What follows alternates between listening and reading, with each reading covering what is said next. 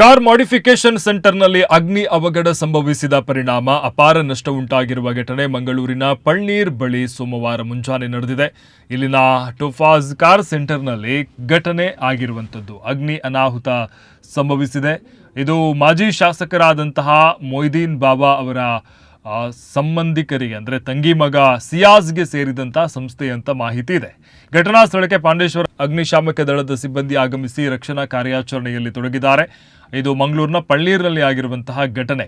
ಐಷಾರಾಮಿ ಕಾರುಗಳು ಕೂಡ ಈ ಒಂದು ಸಂಸ್ಥೆಯಲ್ಲಿ ಇತ್ತು ಅನ್ನುವಂಥ ಮಾಹಿತಿ, ಅದು ಕೂಡ ಪ್ರಮುಖವಾಗಿ ಬೆಂಕಿ ಅವಘಡಕ್ಕೆ ತುತ್ತಾಗಿ ಹೋಗಿರುವಂಥದ್ದು.